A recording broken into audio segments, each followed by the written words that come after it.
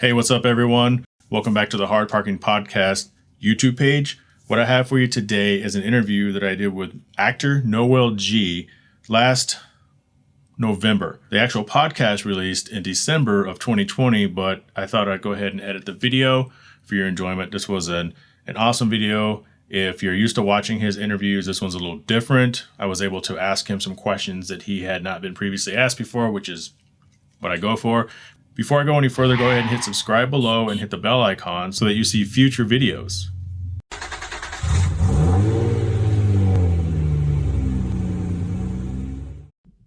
All right, I want to jump in. First, I want to say that I've seen a psychopath. Oh, okay. That's what's up. So hopefully you're hearing good news about that. Yeah, it's a movie that we did. Okay, well, go ahead. I don't want to. Go ahead. Yeah. Oh, okay. No, it's a movie that we did, and long story short, I did it with my production company because it's kind of crazy, and I never knew this. The number one money maker in Hollywood, period, is horror films. So I always tell people there's, two ways something's going to happen for you. You either get the opportunity or you create your own opportunity. And so long story short, we did that film to generate money so we can really make the film that we want to make. That's not to say that it was a bad film. It's just, well, if they like horror movies like Halloween or Friday the 13th, then they should have liked that film. If they don't like movies like Halloween and Friday the 13th, then they're not going to like the movie.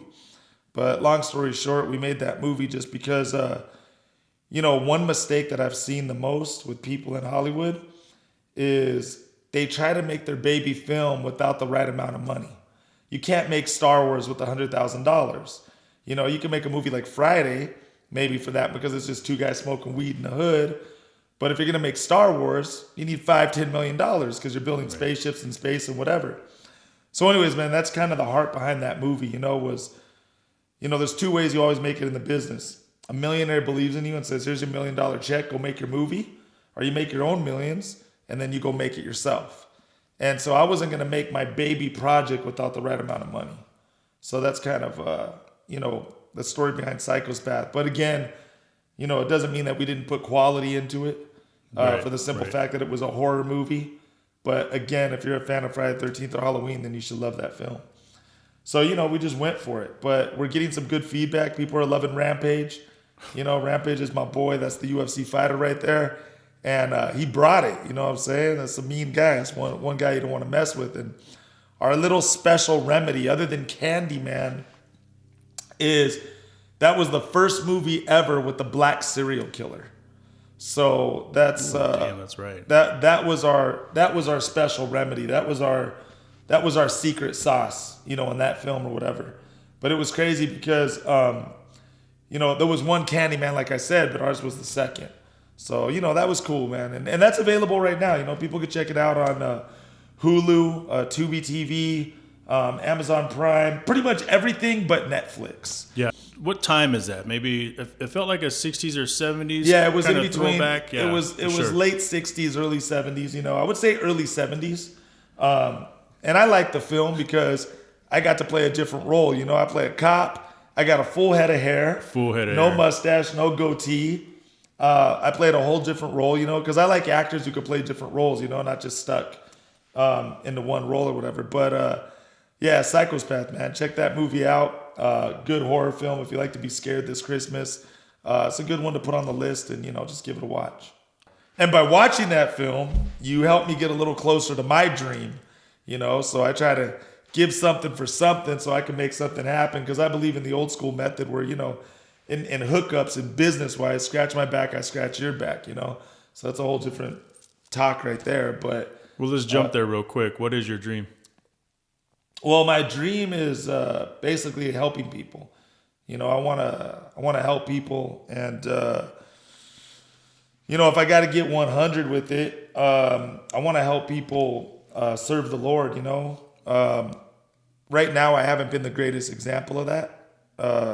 My marriage messed me up, so it's been rough. But the ultimate goal is to come back 100% full in integrity with God.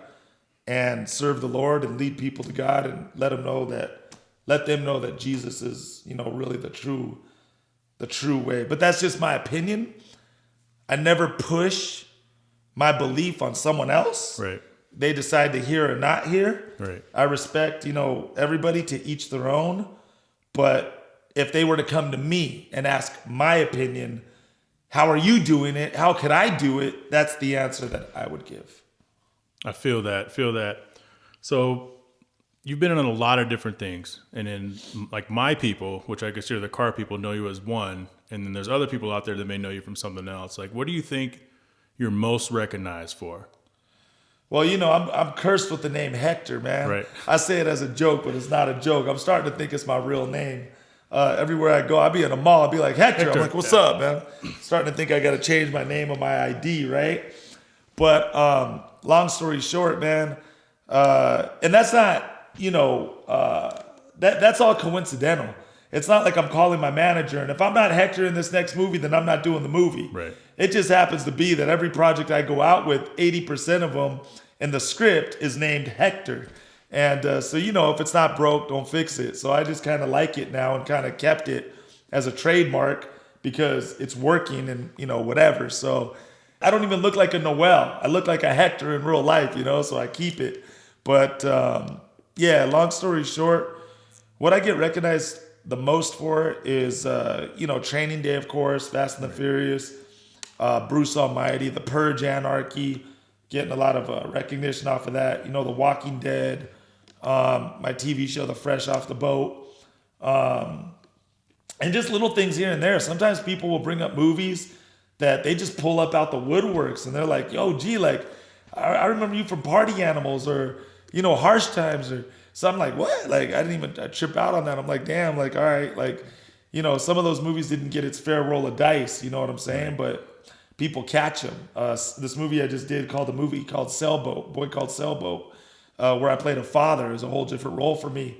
Getting a little recognition off of that by the kids, because that was a kid movie. And, so I get recognized here and there. But I'm on a medium level, I'm not like Kevin Hart of The Rock, where I can't live a normal life. I'm on a medium level where I'm able to live a normal life, and sometimes I get recognized, sometimes I don't. If I get recognized, I do. If I don't, I'm a normal person like everybody else.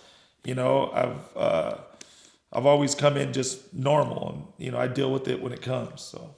So you're more the guy where, man, I've seen you in something. Or like we were at Wright Toyota a few months ago, and a guy asked. He said, "You look familiar," and I go, "No, I forgot what I said, but you kind of chuckled about it." So you get more of those. I've seen you in something. Yeah, I get a lot of people that, you see one cholo, you've seen them all. Right. So I get a lot of people that are like, hey, did I go to high school with you? Like, dude, my cousin looks like you. Or, people will be like, hey, were you in Walmart like 2 weeks ago? I get stuff like that sometimes. It's funny because they can't figure it out because I dress like this. You know what I mean? Like, I don't care. Like, I just dress normal, whatever. So it's just funny, Sometimes you deal with... I've had some funny fan moments, in other words, but it's a blessing, But like I said, I never say anything. If I get recognized, I do. If I don't, I don't. I'm a normal person like anyone else. Speaking of Walmart, do you ever get recognized for those videos you did back in the day? Were they Walmart when you were doing the instructional videos or the training videos? No, I don't, man. Those were like 30 years ago, and I don't get... I never really got recognized for any of those, to keep it real with you. I never have, That'd be some bizarre shit, though. Yeah, that would be kind of off the cuff, man, because I did a lot of videos, like, they're called industrial videos, and I did videos for, like, hospitals where I was the patient that the doctors were operating on, and that was an instructional video to show doctors how to work on a patient, so I've done things like that. I've done... but I started developing this, bad guy reputation. So like when I got hired for like, the Walmart training videos for security, it was like, this is what you do if you see someone stealing in the store. And I was the one stealing like the CDs. Fucking loss prevention. Loss prevention and stuff like that. So there, it's kind of funny. I've done it all, like when I was first starting out as an actor, I did it all from industrial videos to infomercials, to things like that before I started getting, television stuff and movie stuff and so on. You've also been really open on all these interviews that I've watched about admitting that some movies suck, and I wish more people admitted that, but the paycheck doesn't, which leads me to the following. So you would tell a story. So your first gig was a Taco Bell commercial, which unsuspecting. People can look that up or we can jump into it a little bit. You get your first check afterwards, right? You thought that maybe somebody had fucked up on some shit. Now, do you just, are actual movies, do movies work the same way, or do you get paid all up front for the movie, or a little bit of both? No, it's movies work the same way. It just depends on what you do, but you learn. So when you do an independent movie, for example, it's kind of funny because I always make a joke that's a joke but not a joke. Right. I say if all the promises that were made to me were kept, I'd be a billionaire, not a millionaire. Yeah. I'd be a billionaire.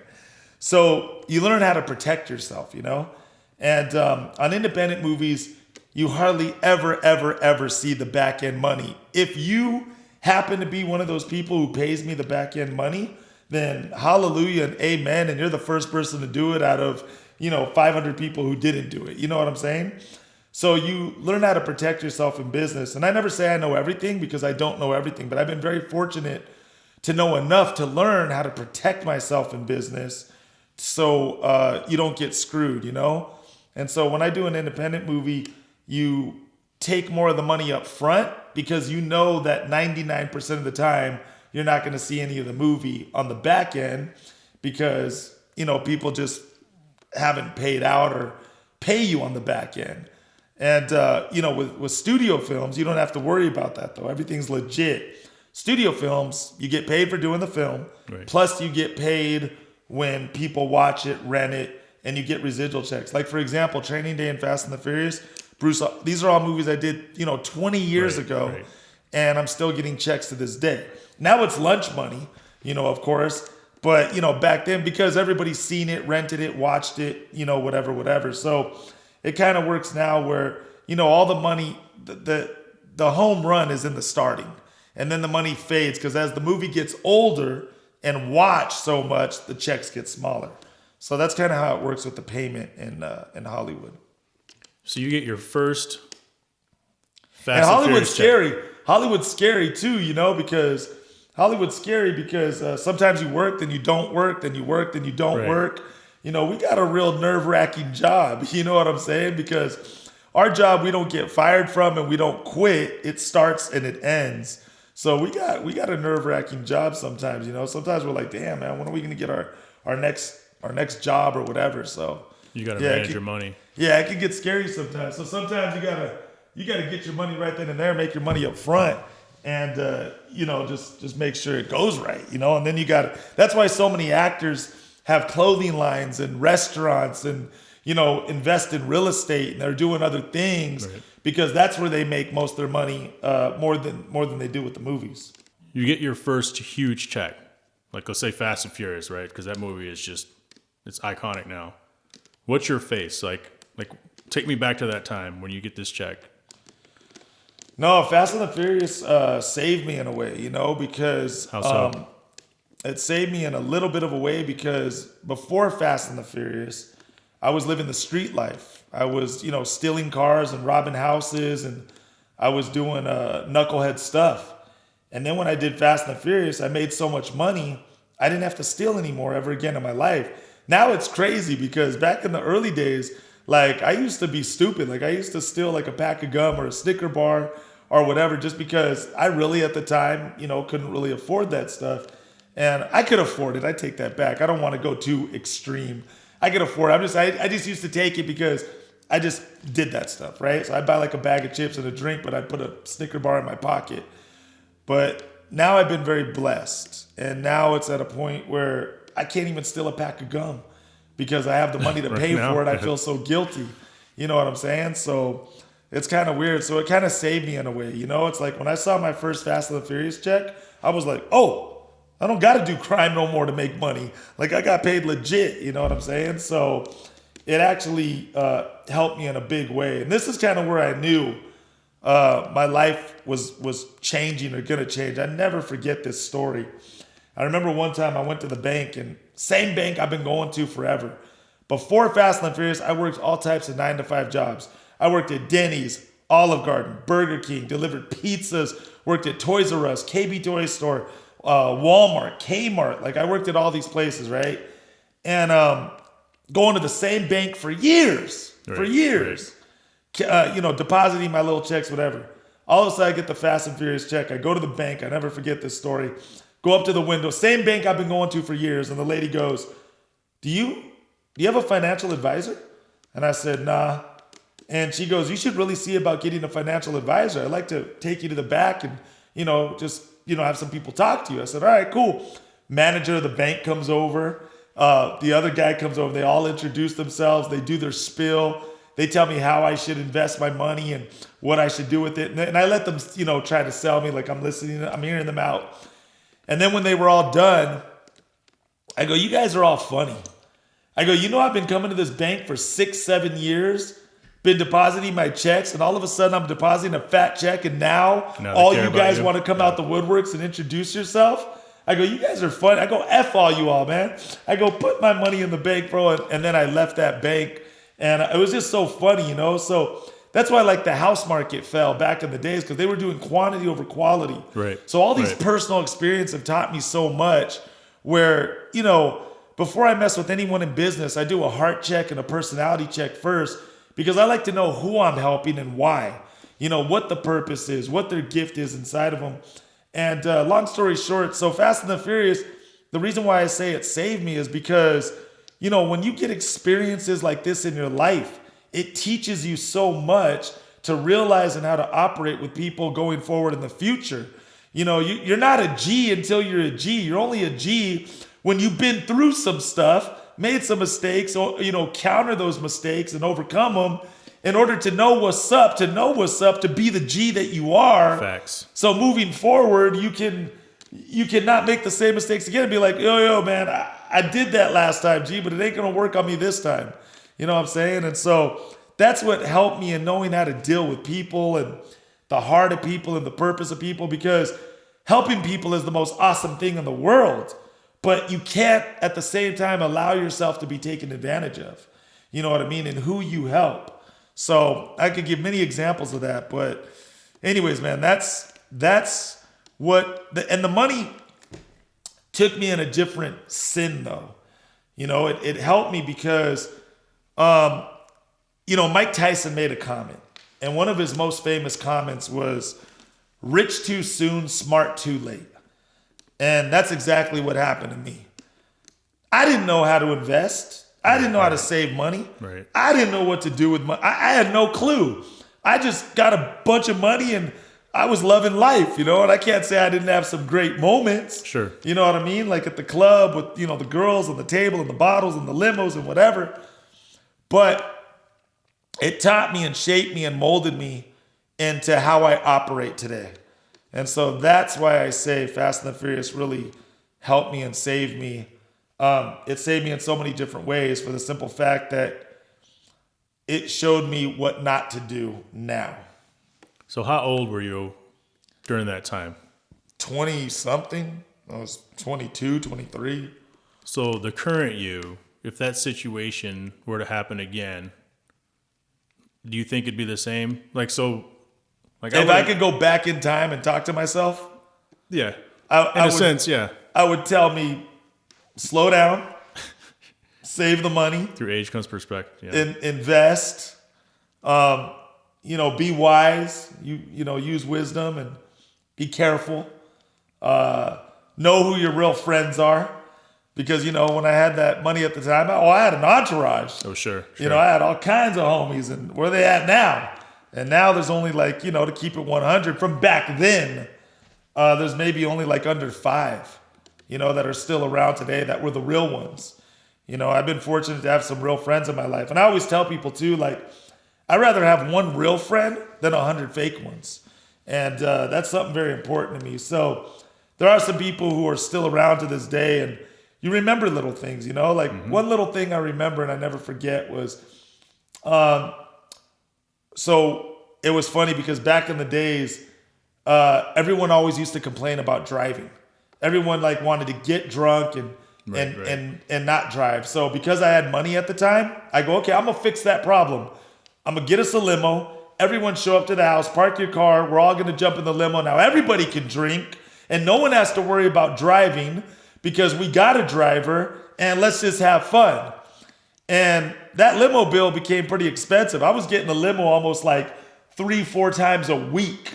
You know, my friends know what's up. They were there in those limo days and I was paying for it all, right? And I didn't care because I just wanted to have a good time and I knew what not having money was, you know, whatever. This is, you know, 20 years ago, whatever, but and there's more checks coming because more checks coming, money's rolling in, like I'm living life. And what ended up happening was I never forget one of my friends one time behind everybody's back came up to me in private and said, hey, G, I don't got a lot of money, but I know that you're always spending all the money on the limo every single time we're in a limo. And he goes, this time I want to cover the cost. He goes, let me pay for it. And he didn't even have the money to do that at the time. He did it because he knew that I kept on paying for it. And when that happened, I never forget that because it hit me. It was like, wow, man, like this dude's broke. But because he realizes I'm paying all the time, he wants to step up and be like, let me cover the cost this time. And I thought that was one of the most awesomest things in the world. So, you know, he got taken care of more than the other people later because I knew his heart was in the right spot, but sometimes we didn't have the means to do it, right. But he did his best to do it. And now in this generation, we live in a give me generation. Everybody wants, but they don't want to work for it. Yep. They don't want to prove themselves, you know, worthy of earning it or having it. And the reason why people progress in life is because of integrity. You're a man who says what you do. You know, you're a person who says what you do and all these different things. And even if your word is late, you still do what you say you're going to do. And it's just funny. We live in a funny world now. You know, it's the respect and discipline, not a lot of it, but a lot of it has went out the door. And it's a whole different world now, you know, that we're in. And when times getting harder, people are more scandalous, right, and cutthroat, and it's crazy. It's crazy. You know, you brought up an excellent thing about working for it. And one of the questions that I have for you is, so this is podcasting, and there's a lot of people who jump in a podcast and they do 3 or 4 episodes and they start looking for sponsors. Like, hey, when do I get paid? When do I get paid? Like, what would you tell those people based on what you just said, essentially? Like, you got to put the work in. Like, right now, what is your message to everybody starting out podcasting, looking for sponsorship money from day one? I would say, first of all, if you're doing it for money and money alone, not out of your heart, that you're doing it for the wrong reasons, period, anyways. You know, what I've learned in life, man, is that when you do something from your heart, for real, and it's about the relationship and the people, you don't got to worry about what's coming back to you, because it's going to come back to you in the right time. God is never going to give you anything if he can't trust you in the little. If he can't trust you in the little, he's not going to give you a lot. And so if you're doing it for the wrong reasons to begin with, you're probably going to crash and burn. You know, you do it for the purpose of the reason why you're doing it. Even on Shark Tank, you know, they say, figure out what the problem is and come up with a solution. Everybody wants the solution. Everybody wants help. It took me 8 years to get my first movie, but I did it because of heart and passion that wouldn't stop me, because I just love doing it so much. And I didn't have to worry about the money. The money came with it. So I would tell people, you know, the podcasts that people are going to watch anyways are the ones that are genuine and real. That's not to say that a funny, entertaining one can't make it either. Sure. But, so I don't want to exclude that. But I think a podcast that changes someone's heart and someone's way of thinking and renews the person, kind of giving the hopeless hope, would go much further in the long run than one that just made somebody laugh for a quick second. in my opinion, and we all got our own opinion, but I'm now at the point where I want to help change lives. Right. And you can't change a life without renewing the heart and the mind first. And, a lot of that comes from God and his word. Well, actually, all of it does. And that's what I'm trying to say now, I really changed as a person. When I was younger, I was a cool guy and I was humble and I was happy-go-lucky. I was always, cool with everybody. I've never been, even when I was drunk, I was the happy drunk. I wasn't the one who wanted to fight, I was always a happy drunk and just loving life. But through that experience, I've learned that it's more about people and wanting to change their heart. And it's funny, a lot of people say you're brainwashed.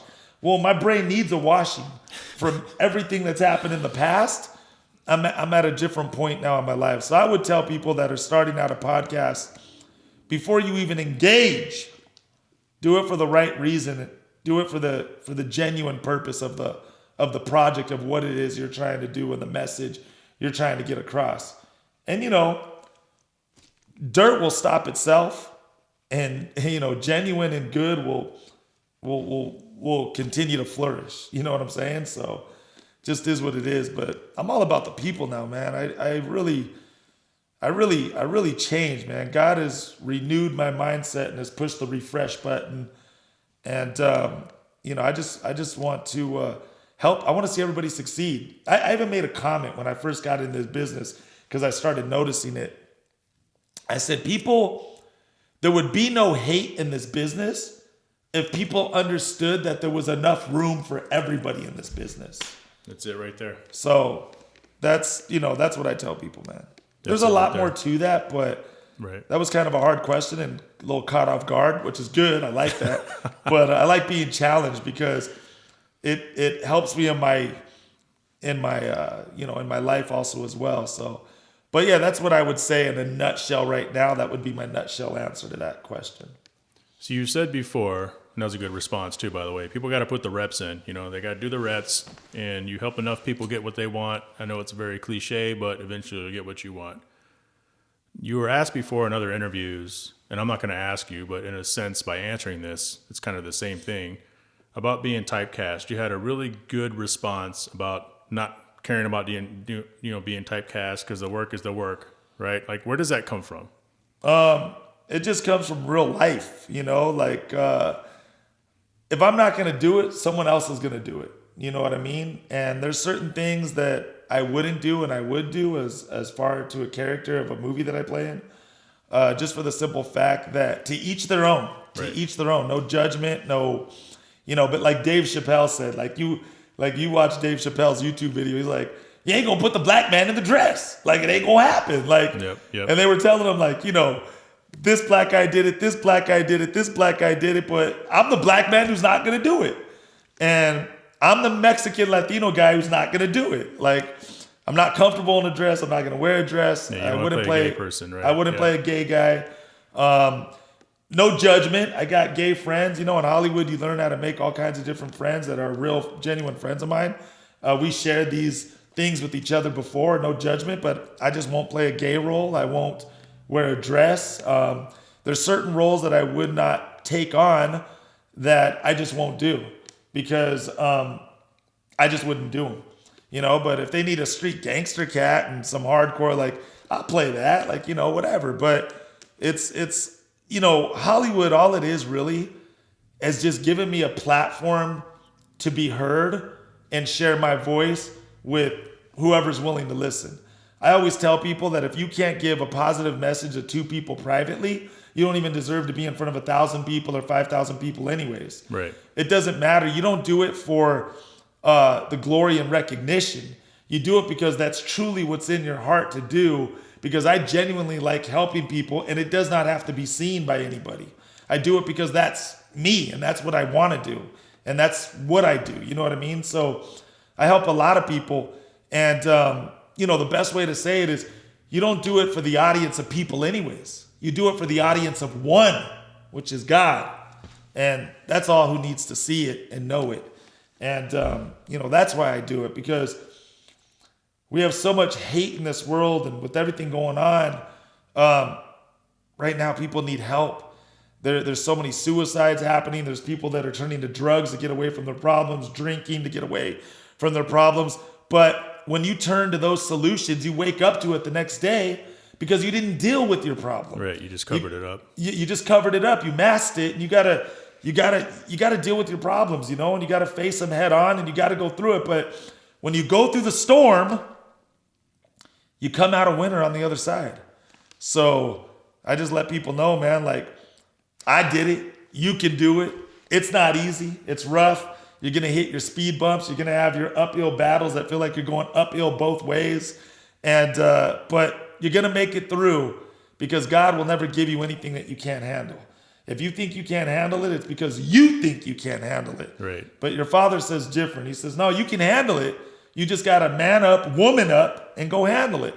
And once you go through the excuse my French, the shit and the dirt and the filth, you're gonna come out clean on the other side and be a winner that you were meant to be. And those are the stories that make people strong, for the simple fact that you end up being someone else's strength.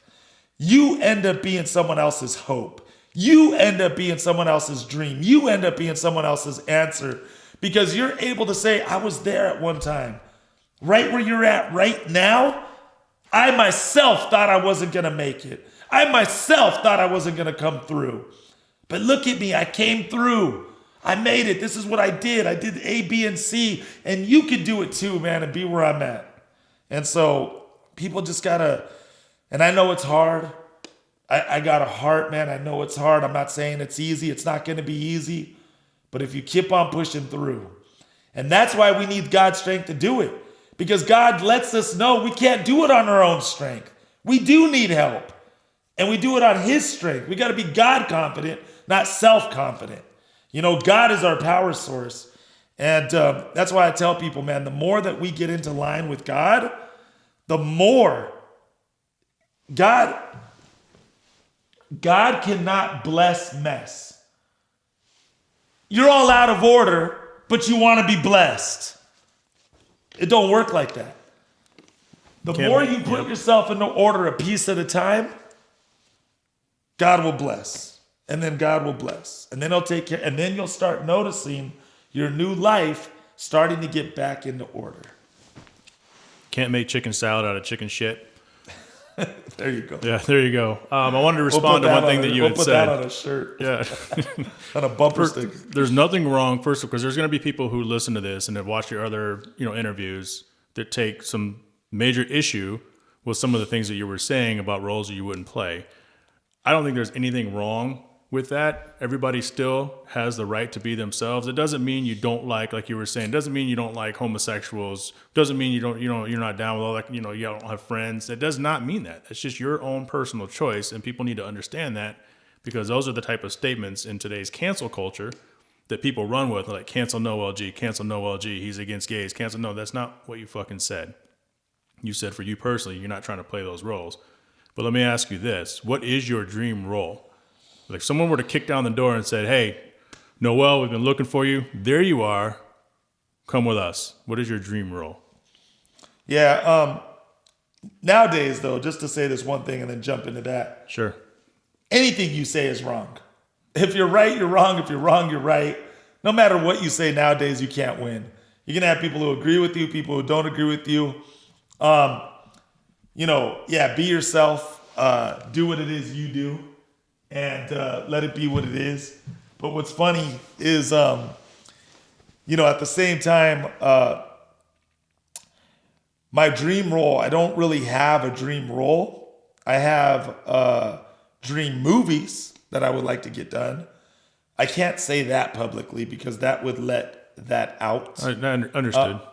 So, but the movies that I do want to make would be encouraging, inspiring, and they would be a godly message, not a noble message, because again, that's my belief. And, that's why this world is so beautiful, because we have different people who believe different ways. And then at the end of the day, you choose which one makes the most sense to you or which one you want to ride with. And then that's what you go with. And long story short, though, my movies at the end of the day would lead people to Christ, because I have movies that I want to make that would do the same for you or anybody else of what God has done for me. And those are the movies that I want to make, my dream movies that I want to do. So that's something that I'm hoping happens before I die. Like 50 Cent said, I'm gonna do them or die trying. So that's right. I'm just gonna keep on trying and see what's up, and roll the dice and take my chances and my risks. And if it happens, it happens. If it doesn't, then damn. Like have you never like sat back and you're watching something like Star Wars or something, right? And you're like, fuck, I wish I was Han Solo right now. Have you put yourself in a movie? I wouldn't mind being in a Star Wars flick, man. I'm a Star Wars geek fan, bro. Like, I collect a lot of Star Wars Legos, and I got them all on deck. Oh man, shout out to someone who's always getting me Star Wars Legos, and I'm just loving it, because she's a big reason for a big part of my collection.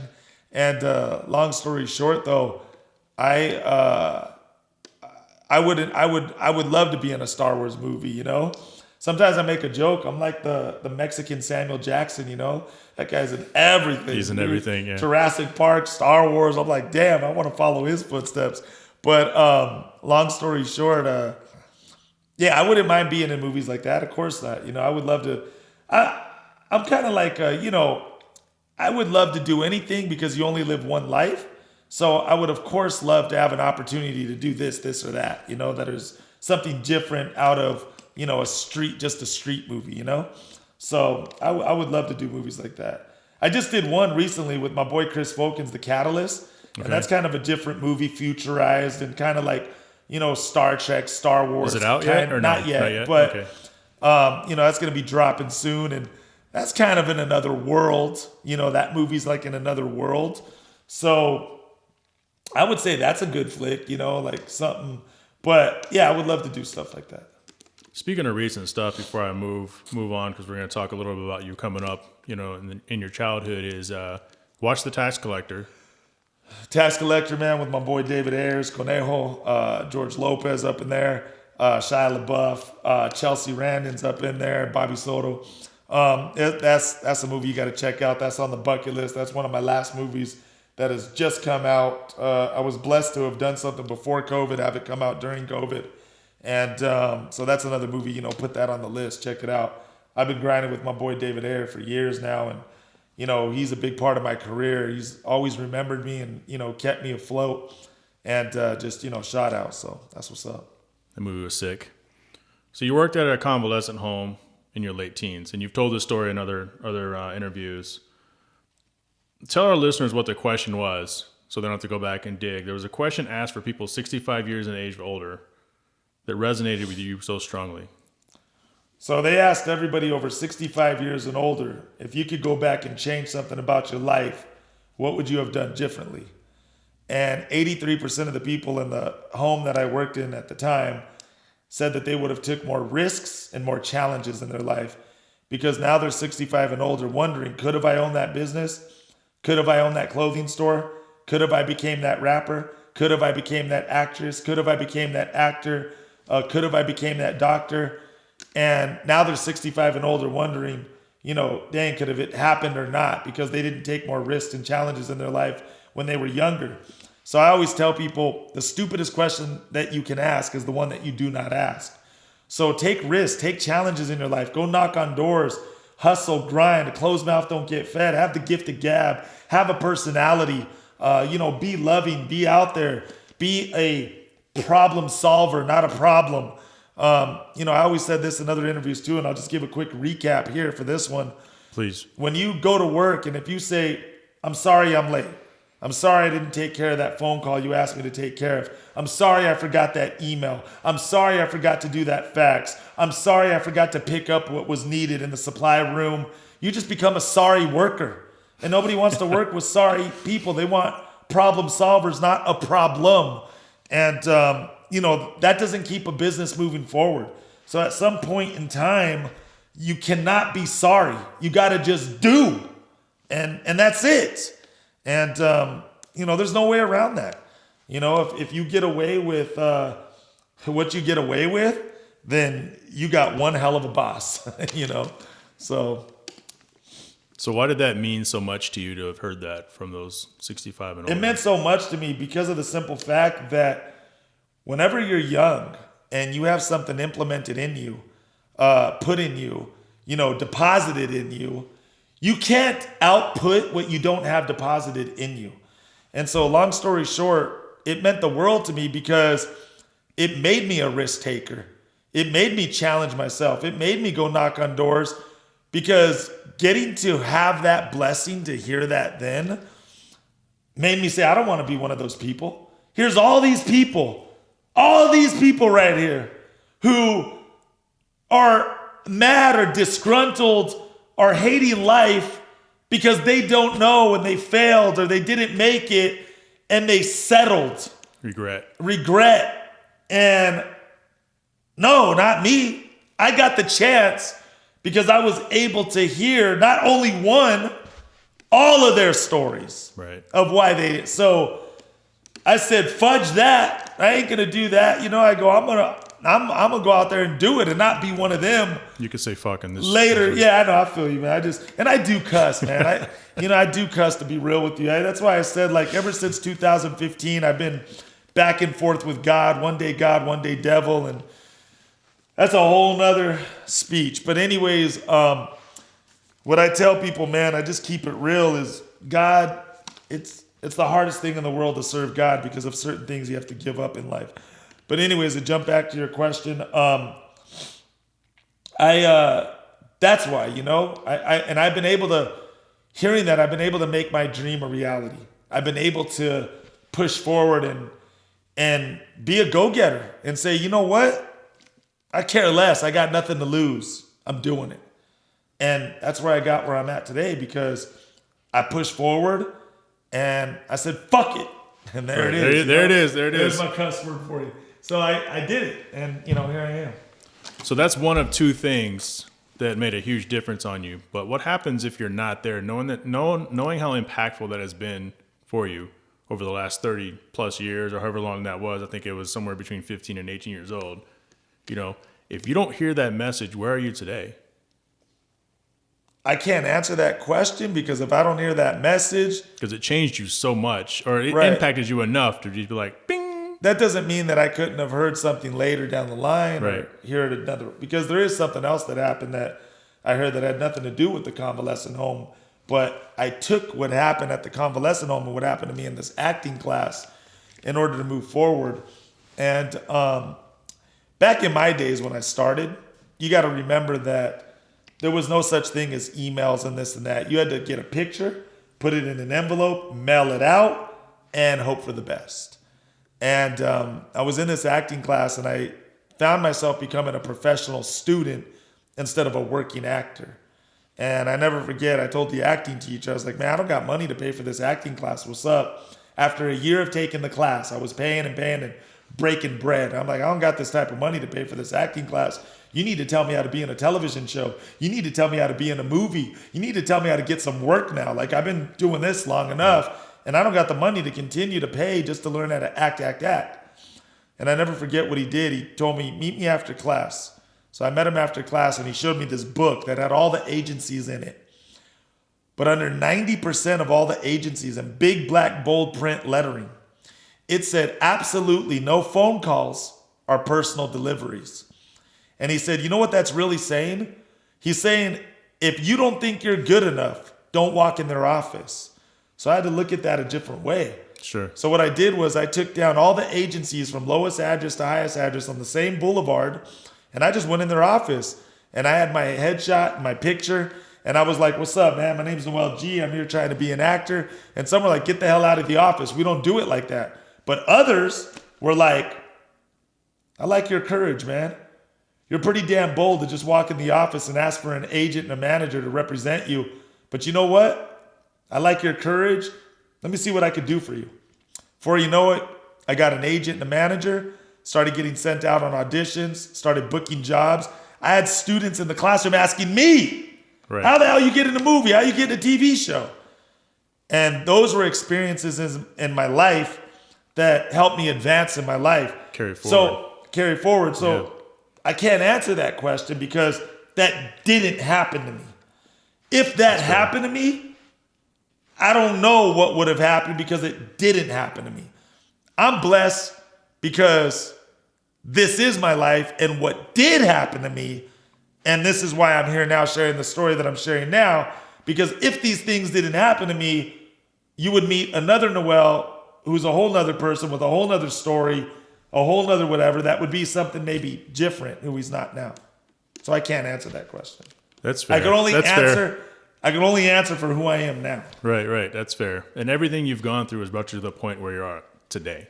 Correct. That's one of those things where, like, if you could go back in time, would you do this? Would you do that? And I'm the same way. I say I can't answer that because everything that's ever happened to me has brought me to where I'm at today. Right. Okay, so age of 13, right? We're going to touch on this. And I know you've talked about it on others, but parents pieced out on you. Like, they're gone. $500, here you go. Good luck with life. And you said you don't blame your mom at all. You know, why do you say that? Were you so you had a pretty decent life. You did sports and all that kind of stuff. But were you kind of getting in trouble and shit? And mom was just kind of like, I'm tired of yelling at you all the time? Or like, where does that come from? No. So I don't blame my mom at all because my dad was the breadwinner of the family. He was stingy, though. He didn't, my mom was like, let's put him in sports. That's a waste of money. Let's put him here. That's a waste of money. Let's get him. That's a waste of money. God, it sounds like me. So, shit. So my mom, to be able to have some of the extra things that I was able to have, she was a house cleaning lady, made her own money and said, okay, you don't want to do it for our son. I'll go make the money and do it with my money. And I never forget that. Right. I see my mom. It's a little hard to talk about because my mom just passed away. But sorry for I see my mom. It was recent. My mom just passed away 6 months ago, so it's still a little tough. But strong mom though, man. She cancer fighter for 15 years. Got a brain tumor though, and that took her out in 2 months. And that's what kind of But anyways, reason why I don't blame my mom is because my dad came home one day out of nowhere and just said, I'm leaving. Since I've told this story numerous times, I'm going to stick on my mom and why I don't blame her. Number one is I saw my mom fight tooth and nail to do everything that she could for me. My dad wasn't a bad dad. You know, he was stuck in his ways. You know, he's an Italian man. My mom's Mexican. And if you know Italian guys, they're hardcore guys, you know. Good fellas is no lie. And he's one of us. He's a good guy. He's a good fellow. Right. And long story short, so he was just stuck in his ways, you know. But good father. He provided. He, gave us a home and, whatever. But when my dad came home and said, I'm leaving, I call it the 2 weeks of hell. My mom fought tooth and nail, like, what type of man are you? Who are you? What are you talking about? What do you mean you're leaving? Right. Reasonable questions. And I was there, exactly. And I was there for the 2 weeks. I witnessed all of it. My mom fought tooth and nail. Like, you're crazy, don't leave. What are you talking about? Are you serious? I heard them arguing. I'm in the bedroom next door. And my mom was crying in the 2 weeks while my dad was really executing this plan. He's selling the house. He's putting up stuff in storage. He's packing. And my mom is like, who have you become? And I saw my mom fight so hard for me, for my dad not to leave us. But my dad was the breadwinner, and we couldn't have what we had if it wasn't for him. Because I didn't grow up poor. I grew up in a middle-class home. I was straight, you know. And long story short, I went to my mom and I said, don't worry, I have a place to live.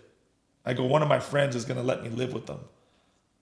I go, I'm already taken care of. I really didn't have a place to live. Right. I said this to ease my mom's. I said, go with my dad on the boat because I got a place to live. I'll be okay. Even then, she didn't want to go. Of course. But I forced her to go because I knew that if she would have stayed, it would have been 2 homeless people instead of 1. And so my mom went. And I never saw the most hurt, broken woman in my life. And with no understanding of why this is even happening. You got to remember, when my dad did that, it was like a light bulb. It was literally like an on and off switch. It just, imagine one day living normal. You're in a middle class home, and one day the owner of that home comes and just says, I'm gone. I'm leaving. Good luck to you guys. It's like, what? It was the craziest thing ever. But, so that's why I don't blame my mom. And that's why I do everything in my power when my mom was alive to be there for her 100% and help her and be there for her. So I know people kind of throw this around a lot, but this happens to us at all points of our lives without us even realize it. Like that's some ingrained, like that's some PTSD stuff that it changes your life. It's a life-altering event. So the story, for the listeners who don't know it, is your father had a best friend with a lot of money, and he says, come travel the world with me. I could only assume that he didn't really know what his situation was at home. His best friend, maybe. Like, if he knows the fact that this guy's getting ready to peace out on his own son, do you think he ever would have asked him? Or do you not even know? I think that's some ballsy shit for one person to ask another, hey, drop everything and let's go do this. So the only thing that brought pleasure to my dad was scuba diving and fishing, because my dad was a heavy scuba diver and a fisherman. And this guy owned a big boat. It was like a yacht almost. And, you get the opportunity to live on a boat, go sell the world, and you only live once. At that time, you find out a little what's more important to you. Mm-hmm. And so he left. And, it was, I would assume that he knew. They just didn't care, But I don't blame the best friend. He presented someone with an opportunity. He didn't have to do it. But I really want to make this clear, though. I forgive my dad. I don't even, I love him now and I forgive him. And I had a plan, when I first seen my dad, I just wanted to cuss him out, fight him and, beat his ass. Which makes sense. But then through maturity and loving God so much and being taught by God's word on what you should and shouldn't do, I forgave him. Said, I want to understand why you did what you did. And now we email each other and we're redeveloping our relationship. And that's been happening now for the past 3 years. So the first time I saw my dad is when I was 42, 41, somewhere in there. So I haven't seen my dad since I was 13 years old to 41. Never saw him, talk to him, email, phone call, nothing. So how did that happen? He just showed up at my door with my mom. My mom brought him to my house. So that's how that happened. And just, kind of hugged him. Not going to lie, it was an awkward hug. And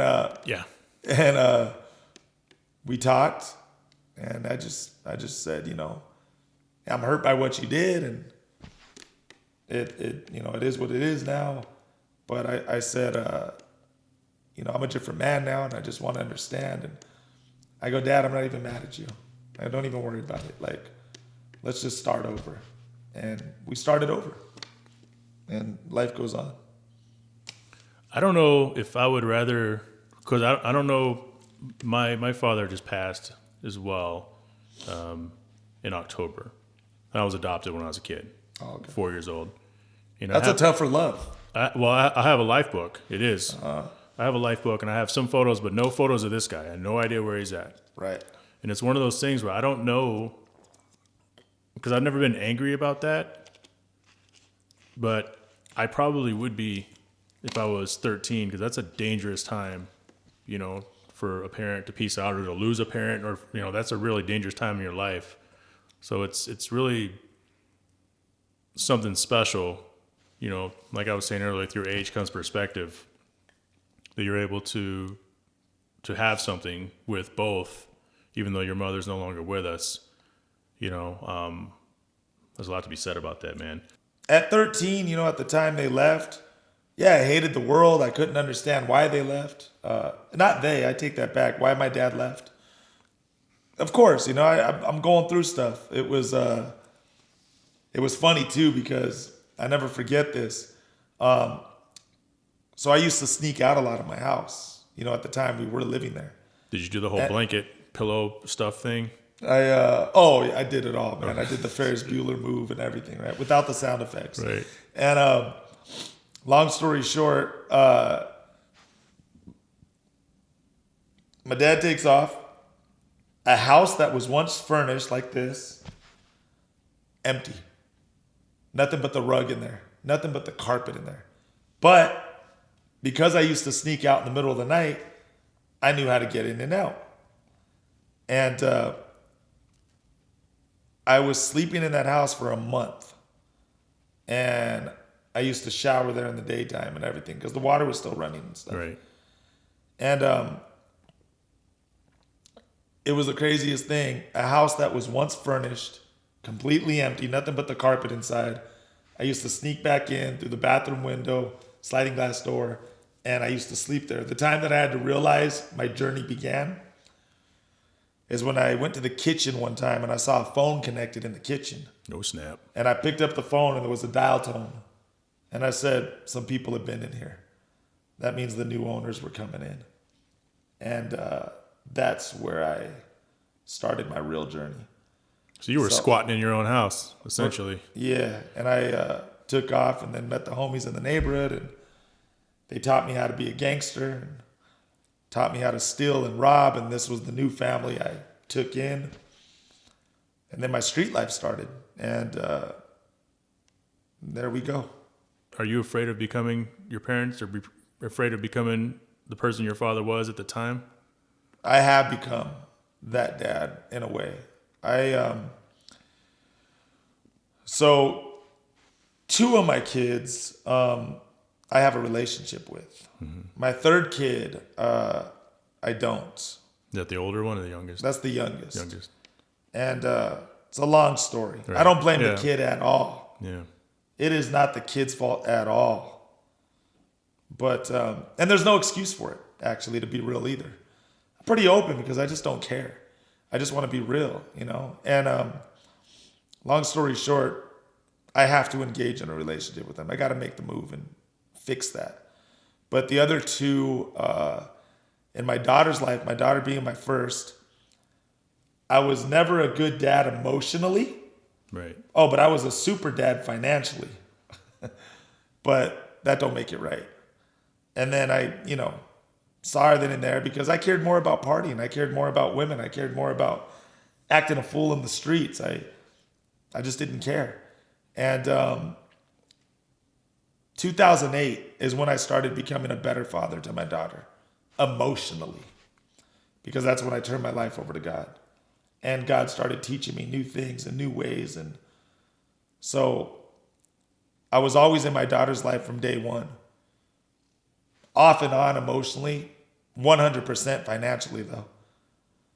Then in 2008, I became an emotional good father as well as a financial father to my daughter. But I don't give my daughter stuff. She knows that. I teach her.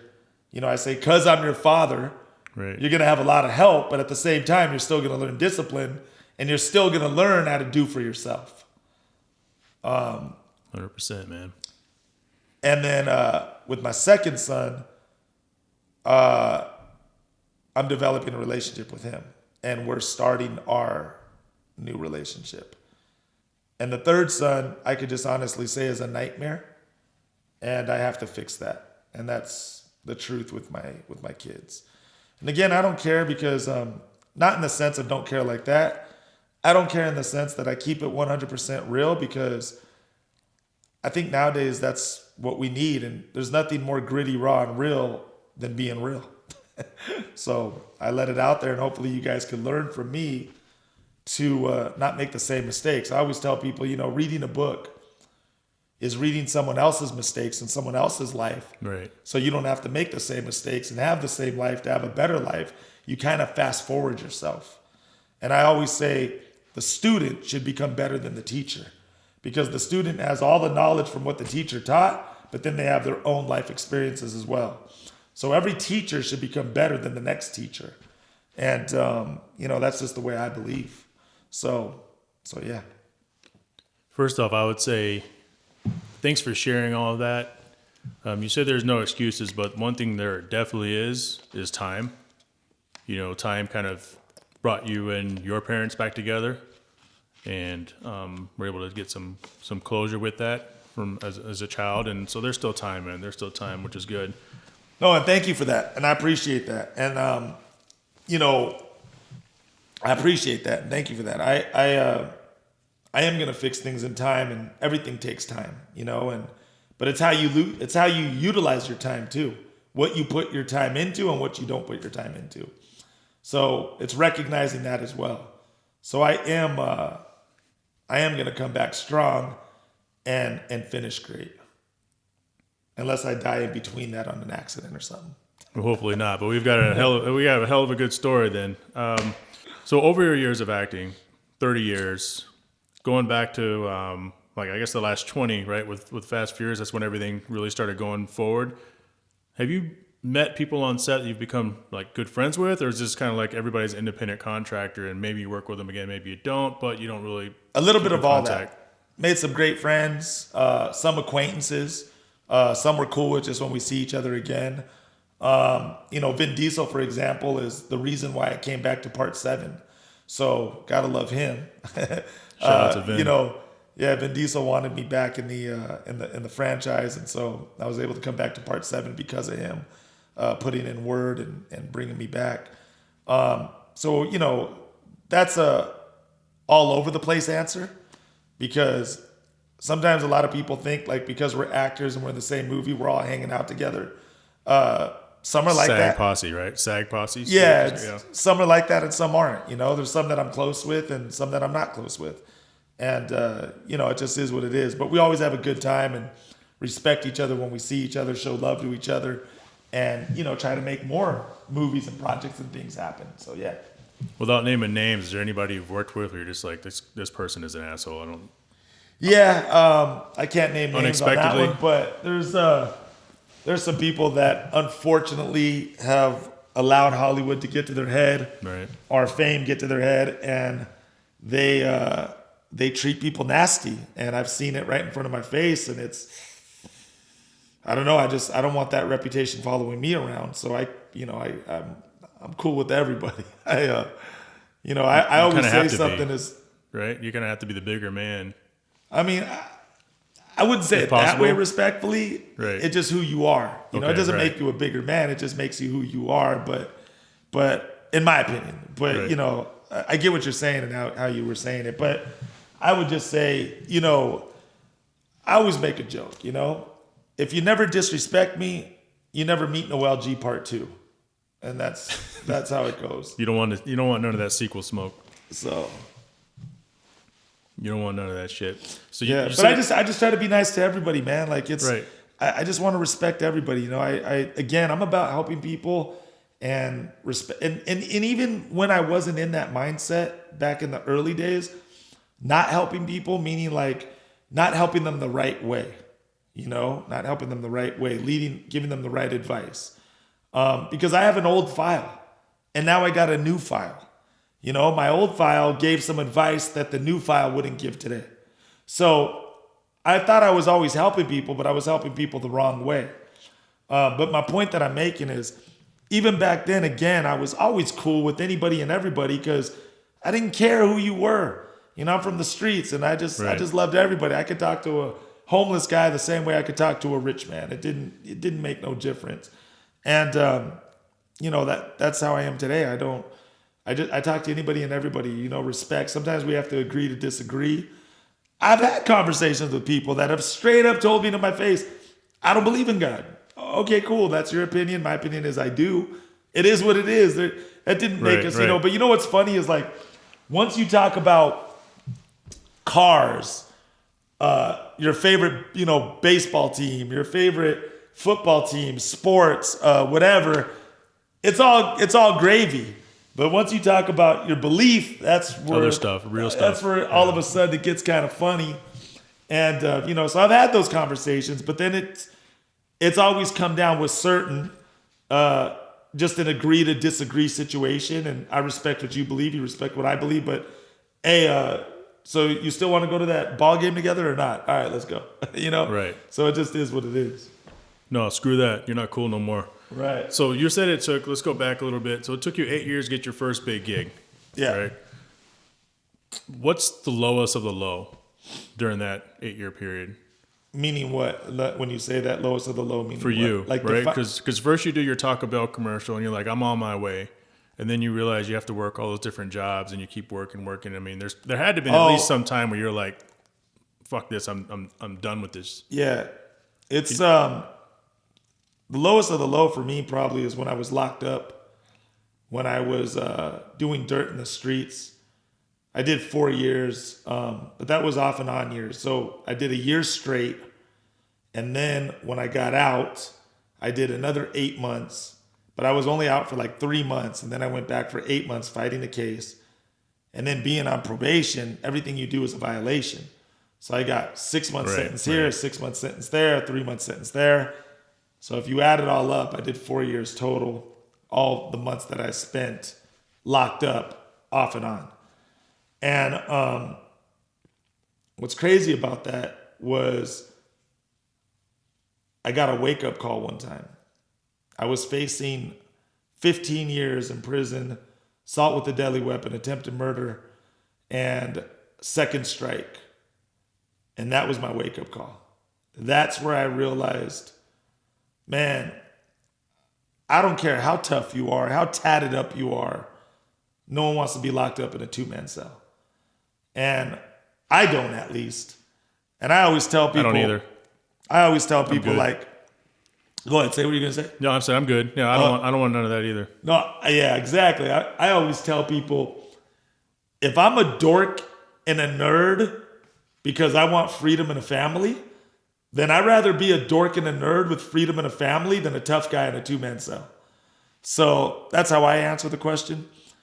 So that was my lowest of my low, meaning that was my wake-up call of like, I don't want to be locked up. And the street life, it's the most iconic answer, but it's the truth, is death or jail. Right. And long story short, I don't want to be none of those things, man. I want to be remembered for something great. I want to be remembered for helping people and guiding people the right way and, being a man of God. And that's why I share my real struggle, because I let other people know that serving God is not the easiest thing in the world. And you're going to have your ups and downs. You're going to have one day God, one day devil, one day God, one day devil. Because I remember when I was in integrity with God and married to my wife at the time, we made a joke. We're like, hey, we're serving God. Welcome to the boring life now. And it was just, it was a joke, but it wasn't a joke, but it was, because God is exciting. Don't get it twisted, but you get the joke of what I'm saying. So the lowest of the low is when I didn't care about my life no more. And there was a time, to keep it 100, that I was suicidal and didn't want to live no more. A lot of people, they're funny, man. Like, they see the movies and the money and the bling, and they think like, oh, that guy has it all together. And there's so many people who don't have it all together, even though they have everything in the world. Yep. They don't. You got to be heart in your right and in your mind. And you learn different things from different people. My boy Richard Montanez, the guy who created Hot Flaming Cheetos, love that guy to death.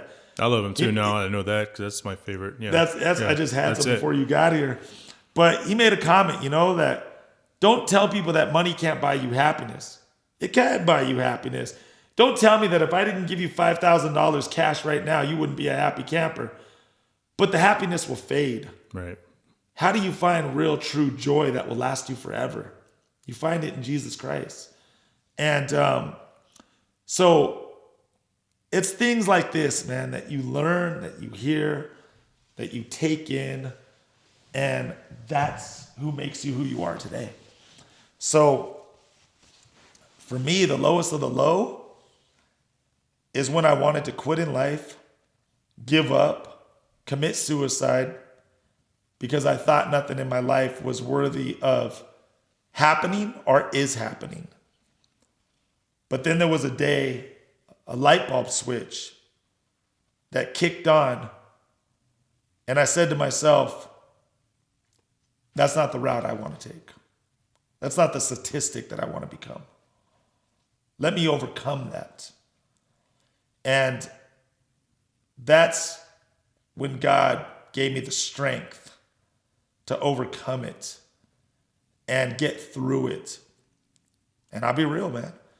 It was one of the hardest times ever in my damn life.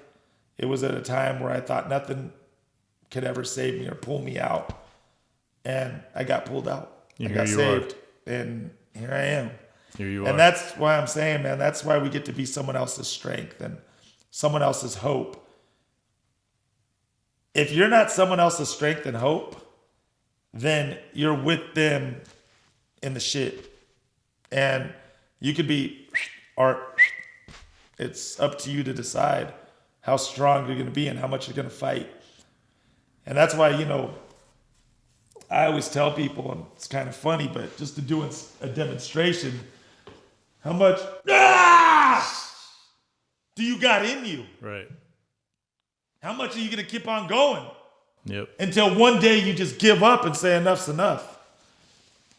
And me, I got a lot of that in me. I'm going to keep going.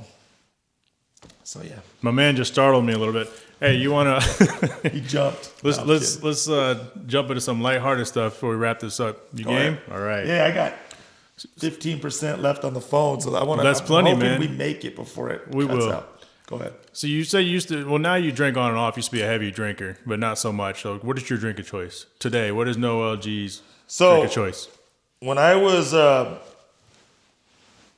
in integrity with God in between 2008 and 15, 100% full integrity, I went from demon to angel overnight. I quit drinking. I was no longer a male slut. I quit gambling.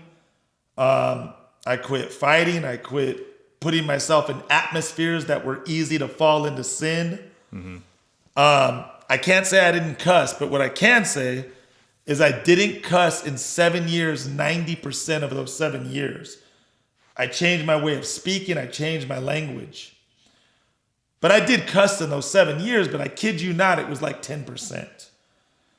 Now I cuss like every other word. You can see how I control it in an interview, obviously. But, when I'm talking freely, I cuss a lot, But in an interview, I try to keep it as clean as possible out of respect to the viewers and certain viewers who are watching and like that. So I went from demon to angel literally overnight, like this, like black and white. And that's not to say I was better than anyone or anything. It's just I made a choice. Personal choice. I made a personal choice to serve God and to be in integrity with God and to do things that God would have me do, not things that Noel would usually do. Because if you accept God into your life truly, really, there should also be a change in lifestyle. There should be oh man, before God you were like that. But now that you're serving God, who are you now? You're becoming someone new. That's why you're reborn again in the flesh, because He renewed your heart, renewed your mind, renewed your way of thinking, renewed some of the old things that you used to do. That's why we love God so much, because He's someone who helped us in life to be someone different in life from who we were in the past. And so then, and I'm answering the question. But I always set everything up because I want people to understand why I answer a question on why I answer the question the way I answer a question. So what ended up happening was, not going to lie in front. Again, I'm keeping it 100. My marriage tore me up, bro. That was another low point in my life, losing my wife. It really tore me up bad because I lost a good woman. And I tell everybody straight out, it wasn't her fault at all. I was the piece of shit, not her. That was a great, fantastic lady. You know when they tell you, you have a girl who's great, don't lose her? That's exactly what I did. I lost a good lady. And long story short, it messed me up. And the Bible says, when you stop serving God, you go like a dog backs to its vomit. Yes. You go back to what you knew. And that's exactly what I did. I went back to what I knew, which was the old Noel. Gambling, male slut, cussing, drinking, hanging out, acting a fool. The only thing I didn't go back to, by the way, was smoking weed. Right. I haven't smoked weed since 2008. But I did go back to drinking, though. So anyways, now I drink off and on. Now I drink here and there. But my drink of choice is Corona. And it was funny, dude, when the coronavirus came out, everyone was like, coronavirus. I was like, no, dude, what do I got? That's all I drink. Right, and then I found out that wasn't it. And whatever. But anyways, Corona's my my drink, you know. And but again, I don't drink anything like I used to. Sure. Before 2008, I drink every day. And literally when I say every day, I meant like every day. Yeah. But now it's just on and off. Sometimes I'll have a beer, sometimes I won't. You know, it just is what it is. So. Lime or no lime? No lime. I usually drink it. It puts a little hair on your chest when you drink it straight. So I was playing, but yeah. So anyways, that's the answer. What is your most hated movie reference? Host-mated movie reference? No, your most hated movie reference. What do you mean by that? What like? So hey, I know you from blah blah blah. Oh. I actually have a movie written down, but I skipped it just to ask you. Let me hear it. Let me hear it real quick. Bruce Almighty, is that your most hated one? Now, you know what's funny, man? I don't really have one, to keep it real with you. It is kind of funny, though, because there's not one day that goes by that I don't hear Bruce Almighty, hey, the monkey. It's hard to laugh at that joke 15,000 times when you heard it 15,000 times. But I understand when it's someone new coming up. So I'll laugh as if I heard it for the first time. But it's getting hard now. But that's real, yeah. But long story short, I don't really have a hated movie reference, to be honest with you, because it's a blessing to be recognized, period. Sure. And so whatever someone's excited for, hallelujah and amen, and that's awesome and super cool and no problems here, you know, because I get it that it's their first time ever seeing me. So I just accept it and, like, you know, laugh about it, joke, and say, okay, cool, and whatever, you know. But I don't really have a hated movie reference. It's a blessing to be recognized off of anything, period, whether it was the small movie or the big movie. If they loved it or hated it, hey, I'm recognized. You know what I mean? So it's like whatever. How often do you get to hear the 3-spoon motor Honda Civic? Oh, man, I hear that every day, bro. Every single day. Like 100 times a day, 150 times a day. I hear Training Day off and on. But you know what's so cool? It's so cool that something from so many years ago can stick with people to this day. Right. When you make a business or have a dream, that's an awesome thing for it to be remembered for so long and go down with you till death do you part. So I love it, man. It's all in fun, man. It's just, you know, I'm very blessed to live a fun life. Very blessed to live a fun life. And what I love about my job, and I never say anything against the guy who works the 9 to 5, because there's nothing wrong with any job. I always say, if you love what you do, it's not work anyways. We've all heard that one. And long story, but that's the truth. And what I love about my job is that I'm always traveling, get to do things like this. I'm always meeting different people. It's always something different when I show up. That's a fun job. Who's complaining? You know, not me. So I love my job. You know, as you were saying that, I was thinking, because you were in the original Fast and you're in Fast 7, and there's a scenario that could possibly play out where you could be in a future Fast, but just having that slice of the original Fast and Furious, and then having people remember you from that, that's pretty fucking special and pretty cool. So I completely get your response on that. Is Fast and Furious 9 headed to space? I know, right? I wouldn't be surprised if it is, man. I trip out. Fast and Furious is the most money-making franchise for Universal Studios ever. Ever, right. So they're not going to stop it. They're just not going to stop it. I mean, if it's the most money-making movie and the number one why would they stop it? So it's going to go on and on and on. Why do you travel around and do what you do? Because it seems like it could be kind of nerve-wracking, and I know people enjoy seeing it, but like I've seen you at 2 charity events out here in Scottsdale. Like, why is that important to you? Because it goes back to helping people, being there for people, meeting people, being a people's person, and being able to, having the blessing even be able to go here, there, and there. So I love it for the simple fact that I get to meet all kinds of different people from all kinds of different places. And again, you only live once. Travel as much as you can. You know what I mean? I remember when I was in the hood. Well, let me put it to you this way. I never really traveled before acting. Right. So that was a whole new experience for me. And traveling has expanded my mind so crazy because sometimes your biggest blessings are not at home. They're somewhere else.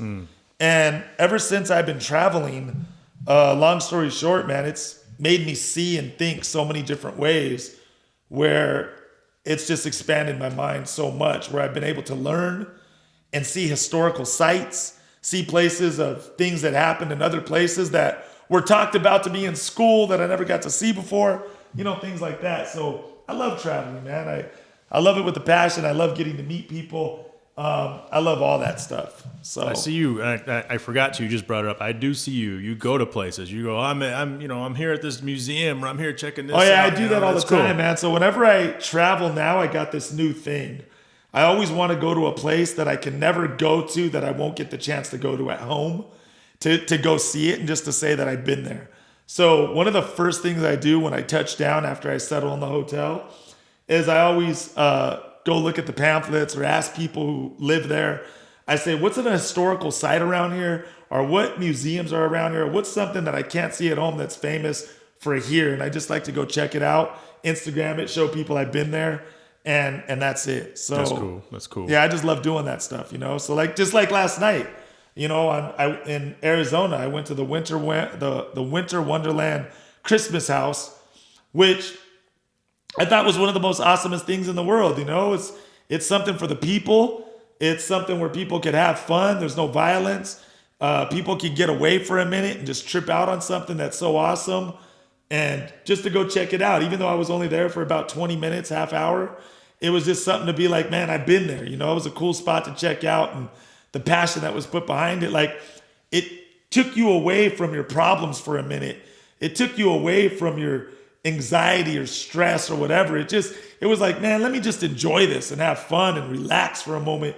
And I love doing stuff like that because that's what we need to do. I tell people straight out, even if you can't afford a vacation, find a way to go take a vacation and take a vacation, because when you do that, when you force yourself to take a vacation, dude, I promise you, it will make you think differently and put you on a whole nother level, and it will make you just relax for a minute and get away from everything, and you will get a flash moment of something.